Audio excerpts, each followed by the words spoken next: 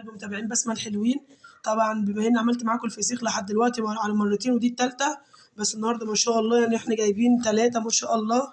بس زي ما انت كده متحركش، جبت لكم النهارده 3 سمكات ما شاء الله، يعني هم اقل من 2 كيلو، حاجه بسيطه ما شاء الله. بصوا السمكية الله ما شاء الله اللهم بارك، انا غسلاهم من بدري خالص وسابهم يصفوا.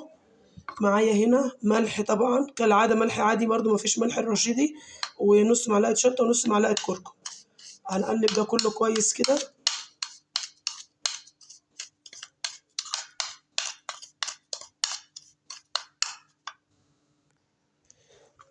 هنقلب بقى ده كله كويس كده، ونفتح الخياشيم بتاعتي. طبعا بنكونوا غاسلينه وحاطين في الخياشيم مناديل ونسيبها تتصفى. انا عملت كده وشلت المناديل بتاعتي. بصوا هنكبسها بقى.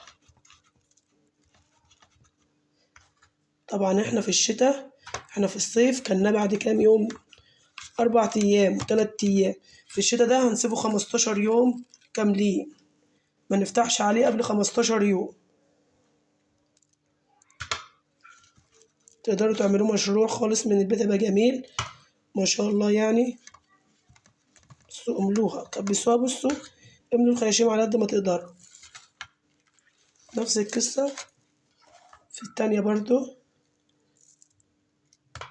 احنا جايبين السمك ده من حماد البورسعيدي من بلبيس ما شاء الله. السمكة بتيجي طازة فريش مش مجمدة خالص، فده يا جماعة كويس خالص للفسيخ وكده.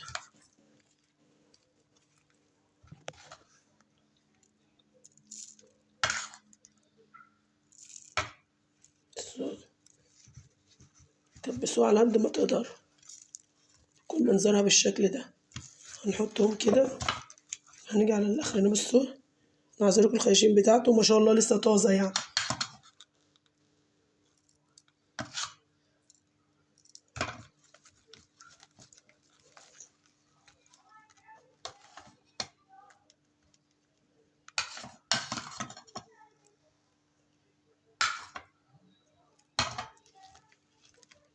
لو انتوا مش حابين الشطه دي اختياري، بس انا جايبه الطريقه ديت من الفسيخان اللي كنت بشتري منه الفسيخ. هنجيب الكياس بتاعتنا.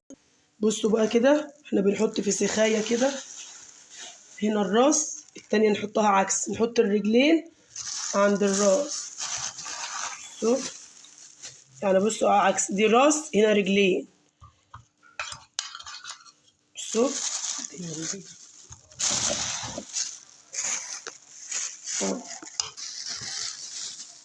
احنا حطينا عليه كده من بره، هنعكس برضو دي زيهم كده. بصوا